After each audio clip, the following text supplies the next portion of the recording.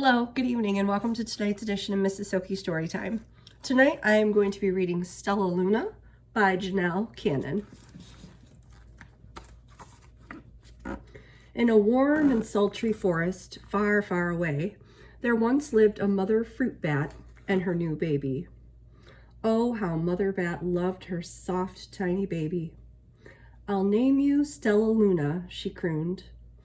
Each night, Mother Bat would carry Stella Luna clutched to her chest as she flew out to search for food. One night, as Mother Bat followed the heavy scent of ripe fruit, an owl spied her. On silent wings, the powerful bird swooped down upon the bats. Dodging and shrieking, Mother Bat tried to escape, but the owl struck again and again, knocking Stella Luna into the air. Her baby wings were as limp and useless as wet paper. Down, down she went, faster and faster, into the forest below. The dark, leafy tangle of branches caught Stella Luna as she fell. One twig was small enough for Stella Luna's tiny feet. Wrapping her wings about her, she clutched the thin branch, trembling with cold and fear. "Mother," Stella Luna squeaked, "where are you?" By daybreak, the baby bat could hold on no longer. Down, down again she dropped. Flump! Stella Luna landed head first in a soft, downy nest, startling 3 baby birds who lived there. Stella Luna quickly clambered from the nest and hung out of sight below it. She listened to the babble of the 3 birds. "What was that?" cried Flap. "I don't know, but it's hanging by its feet," chirped Flitter. "Shh! Here comes Mama!" hissed Pip. Many, many times that day, Mama Bird flew away, always returning with food for her babies. Stella Luna was terribly hungry, but not for the crawly things Mama Bird brought. Finally, though, the little bat could bear it no longer. She climbed into the nest, closed her eyes, and opened her mouth. Plop! In dropped a big green grasshopper. Stella Luna learned to be like the birds. She stayed awake all day and slept at night. She ate bugs, even though they tasted awful. Her bat ways were quickly disappearing, except for one thing. Stella Luna still liked to sleep, hanging by her feet. Once, when Mama was away, the curious baby birds decided to try it too. When Mama Bird came home, she saw 8 tiny feet gripping the edge of the nest. "Eek!" she cried. "Get back up in here this instant. You're going to fall and break your necks."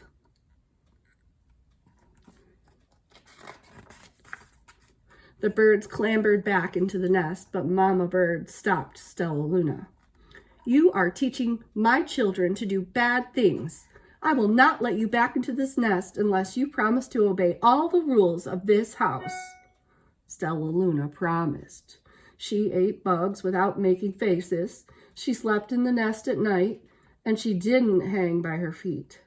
Stella Luna behaved as a good bird should. All the babies grew quickly. Soon, the nest became crowded. Mama Bird told them it was time to learn to fly. One by one, Pip, Flitter, Flap, and Stella Luna jumped from the nest. Their wings worked. "I'm just like them," thought Stella Luna. "I can fly too."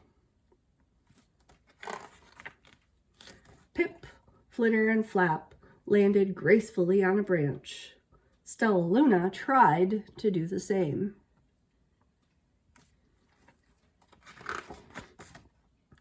How embarrassing!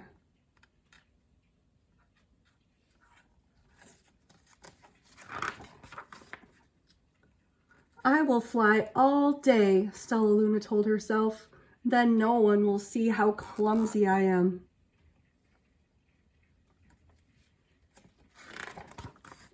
The next day, Pip, Flitter, and Flappin and Stella Luna went flying far from home. They flew for hours, exercising their new wings. "The sun is setting," warned Flitter. "We had better go home or we will get lost in the dark," said Flap. But Stella Luna had flown far ahead and was nowhere to be seen. The three anxious birds went home without her.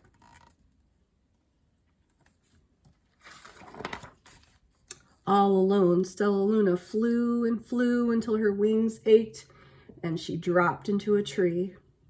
"I promised not to hang by my feet," Stella Luna sighed. So she hung by her thumbs and soon fell asleep. She didn't hear the soft sounds of wings coming near.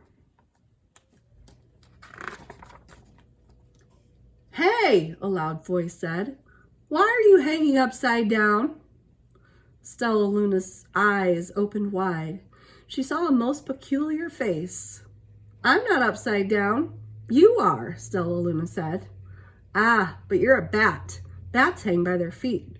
You are hanging by your thumbs, so that makes you upside down," the creature said. "I'm a bat. I am hanging by my feet. That makes me right side up." Stella Luna was confused. "Mama Bird told me that I was upside down. She said I was wrong." "Wrong for a bird, maybe, but not for a bat." More bats gathered around to see the strange young bat who behaved like a bird. Stella Luna told them her story. "You ate bugs?" stuttered one. "You slept at night?" gasped another. "How very strange," they all murmured. Wait, let me look at this child," a bat pushed through the crowd. "An owl attacked you?" she asked. Sniffing Stella Luna's fur, she whispered, "You are Stella Luna. You are my baby." "You escaped the owl?" cried Stella Luna. "You survived?" "Yes," said Mother Bat as she wrapped her wings around Stella Luna. "Come with me and I'll show you where to find the most delicious fruit. You'll never have to eat another bug as long as you live." "But it's nighttime," Stella Luna squeaked. "We can't fly in the dark or we'll crash into trees." "We're bats," said Mother Bat. "We can see in the darkness. Come with us." Stella Luna was afraid, but she let go of that tree and dropped into the deep blue sky. Stella Luna could see. She felt as though rays of light shone from her eyes. She was able to see everything in her path. Soon the bats found a mango tree and Stella Luna ate as much of the fruit as she could hold. "I'll never eat another bug as long as I live," cheered Stella Luna as she stuffed herself full. "I must tell Pip, Flitter, and Flap." The next day, Stella Luna went to visit the birds. "Come with me and meet my bat family," said Stella Luna. "Okay, let's go," agreed Pip.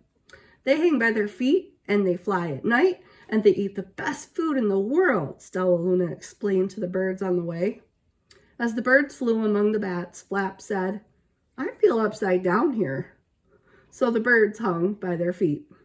"Wait until dark," Stella Luna said excitedly. "We will fly at night."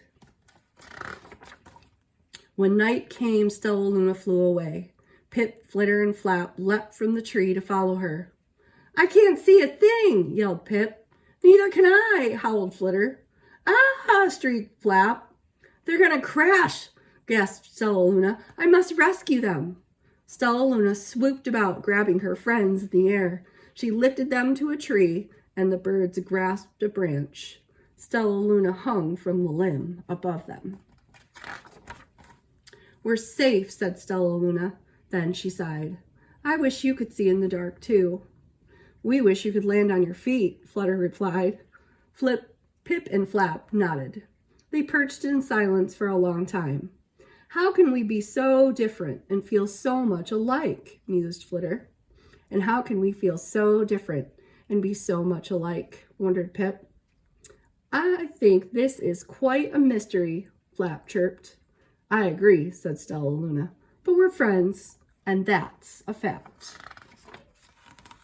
The end. I hope you enjoyed tonight's story, and tune in tomorrow. It's First Chapter Friday, and I will be reading a request from Taylor from Miss Broadtell's class. I'll be reading the first chapter of The Lion, the Witch, and the Wardrobe. So tune in tomorrow. We'll see you. Night.